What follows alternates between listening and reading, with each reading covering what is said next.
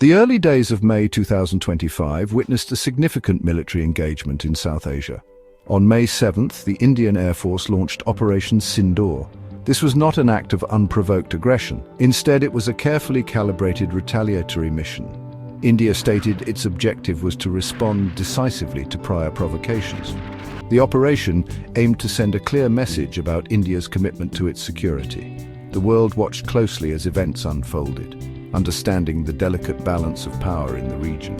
This operation would soon highlight new realities in modern warfare, particularly the role of intelligence and precision. The implications of these actions are still being analyzed by defense experts globally, marking a new chapter in regional dynamics. The immediate trigger for Operation Sindoor was a brutal terror attack in Pahalgam. This occurred on April 22, 2025. Reports indicated that Hindu men were specifically targeted and executed. This heinous act sent shockwaves across India and drew widespread condemnation. The Indian government vowed a strong response. The nature of the attack suggested a clear intent to incite communal tensions and challenge Indian sovereignty. This event became the catalyst, pushing India towards a military response designed to address the source of such terror. The memory of this attack fueled a national resolve to ensure accountability and deter future acts of violence originating from across the border. In its initial phase, the Indian Air Force demonstrated remarkable discipline and precision. Operation Sindoor was executed with a focus on strategic restraint.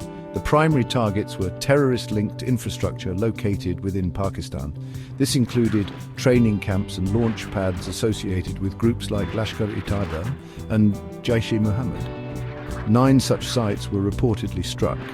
The IAF operated under strict rules of engagement. The goal was to neutralize these threats effectively. Crucially, India aimed to achieve this, without provoking a wider, uncontrolled escalation of conflict between the two nuclear-armed neighbors, a testament to careful planning. However, the scope of Operation Sindoor appeared to evolve. As the situation developed, the mission expanded beyond solely targeting terrorist infrastructure. Reports began to emerge indicating that Pakistani military assets were also engaged. This shift suggested an escalation in the confrontation, moving from counter-terrorism strikes to direct engagement with Pakistan's conventional forces.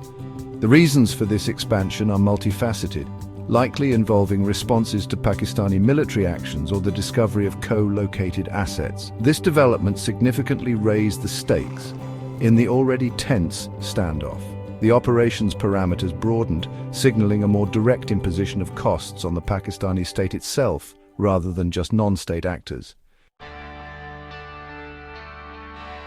The financial toll on Pakistan from the events of April and May 2025 has been staggering. Independent defense analysts and assessments based on open-source intelligence estimate the total damage and expenditure to be around $3.36 billion USD. A significant portion of this burden fell upon the Pakistan Air Force. The destruction of high-value military assets contributed substantially to this figure. This wasn't just about immediate material losses, it also encompassed increased operational readiness expenditures. The economic strain of such losses is considerable for any nation, particularly one already facing fiscal challenges. This financial impact will likely reverberate through Pakistan's defense budget for years to come.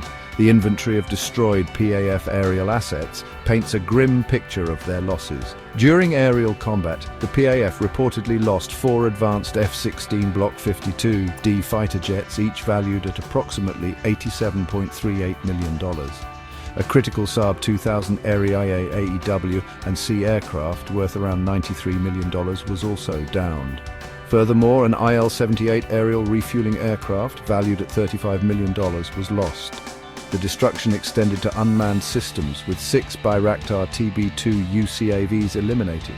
Even sophisticated munitions were not spared, with 2 CM-400 AKG air-launched cruise missiles and 2 Shaheen-class surface-to-surface missiles intercepted or destroyed, totaling over $524 million in aerial combat losses alone. Beyond the losses in the air, Indian strikes on ground targets inflicted further substantial damage. An additional 4 F-16 Block 52D fighter jets were reportedly destroyed while on the ground at their air bases, doubling the F-16 losses to 8. A C-130H Hercules transport aircraft was also neutralized. High-value strategic assets like an HQ-9 long-range surface-to-air missile battery, estimated at $200 million, were destroyed. 2 mobile command centers were also eliminated. Significant damage was reported at key air bases, including PAF base Nur Khan, which suffered around $125 million in damages to AEW and C shelters and control centers, and PAF base Mushaf in Sargodha, with $100 million in damages to radar systems and F-16 command base. The full scale of PAF's degradation also includes other critical elements.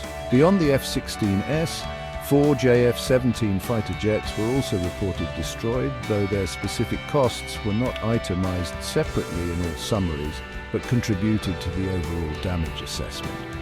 The operational readiness expenditures incurred by Pakistan during the 29 days of heightened alert and combat operations amounted to a colossal $1.61 billion USD. This included costs for extensive combat air patrols, numerous strike sorties, drone missions using platforms like Ra'ad and Bayraktar, and significant border mobilization efforts. Electronic warfare logistics and continuous radar activations also added to this immense operational bill. A remarkable aspect of Operation Sindoor and its aftermath is how the extent of Pakistan Air Force's losses came to light. The detailed assessments of strategic and operational setbacks did not primarily stem from classified intelligence leaks from government sources. Instead, a significant portion of the analysis was derived from open-source intelligence, commonly known as OSINT. This marks a pivotal shift in how conflicts are observed and understood in the modern era. The reliance on publicly available data allowed for a level of transparency and independent verification previously unseen in such military confrontations. This method challenged traditional narratives often controlled by state actors during wartime. The methodologies employed by OSINT analysts were diverse and sophisticated. Commercial satellite imagery played a crucial role, providing before and after pictures of airbases and other military installations. These images allowed independent experts to visually confirm damage to hangars, aircraft on the tarmac, and other critical infrastructure. Open-source flight tracking information, often gathered from civilian aviation transponders or other publicly accessible signals, helped piece together aircraft movements and potential losses. Furthermore, social media content, including posts from local observers or even military personnel, sometimes inadvertently provided valuable clues or corroborating evidence. These disparate sources were meticulously pieced together to form a coherent picture. The power of this publicly available data became evident as various independent defense analysts and organizations corroborated the substantial losses incurred by the PAF. This collaborative, open approach to intelligence gathering and analysis provided a counter-narrative to official statements that might have sought to downplay the damage.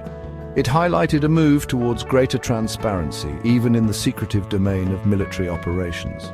While real-time intelligence, surveillance, and reconnaissance inputs undoubtedly played a role for the Indian military, the public confirmation largely rested on the shoulders of the global OSINT community. Their work provided a credible, evidence-based assessment for the international audience. The events surrounding Operation Sindoor underscore the rising significance of OSINT in modern conflict assessment. It is no longer a niche capability, but a powerful tool that can shape strategic deterrence narratives and public understanding of warfare. The ability to independently verify claims and counter disinformation is invaluable. For nations, this means that attempts to obscure losses or manipulate information are increasingly difficult. OSINT empowers citizens, journalists, and researchers to hold governments accountable.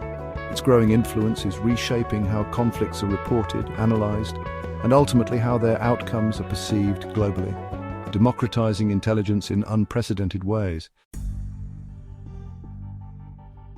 Operation Sindoor was not merely a punitive expedition. It carried profound strategic objectives for India. The primary goal was to severely degrade the Pakistan Air Force's air and ground strike capabilities, thereby altering the immediate tactical balance. Beyond the material destruction, the operation aimed to send an unambiguous signal of India's unwavering commitment to safeguarding its national and regional security interests. It demonstrated a newfound willingness to impose direct and significant costs on Pakistan for actions perceived as detrimental to Indian security. This represented a clear message of resolve, intended to deter future aggressive actions or support for militant groups targeting India. This operation also marked a significant evolution in India's military strategy, particularly when contrasted with previous responses such as the Uri surgical strikes in 2016 and the Balakot airstrike in 2019. Those earlier actions, while assertive, were perhaps more limited in scope and immediate impact on Pakistan's conventional capabilities. Operation Sindoor represented a shift towards a doctrine of direct cost imposition. India demonstrated its capacity and intent to utilize a mix of long-range standoff weapons, including sophisticated air-launched missiles and loitering munitions, to neutralize targets deep within contested airspace. This approach moves from exceptional responses to an expectation of robust military action against perceived threats. The long-term consequences for the Pakistan Air Force are expected to be substantial. The scale and precision of the damage inflicted during Operation Sindoor will likely have lasting implications for its operational preparedness. The loss of 8 modern F-16 fighters, a crucial AEW&C aircraft, and other vital assets represents a significant reduction in immediate combat readiness. Reconstituting these capabilities will require considerable time and financial investment. This setback could also lead to delays in Pakistan's future modernization plans, as resources may need to be diverted to replace lost equipment and repair damaged infrastructure, impacting its strategic planning for years. More broadly, Operation Sindoor has cemented the role of open-source intelligence as a key factor in contemporary warfare and international relations. The transparency it brought to the assessment of losses has set a precedent. It also highlights a changing dynamic in escalation management. Despite the intensity, both nations reportedly made deliberate choices to avoid crossing certain thresholds, and diplomatic intervention by powers like the United States helped secure a ceasefire on May 10, 2025. However, India's more assertive strategy may also reduce its policy freedom, potentially committing it to military responses in future crises. Sustained international pressure on Pakistan to dismantle terror networks remains crucial for long-term regional stability.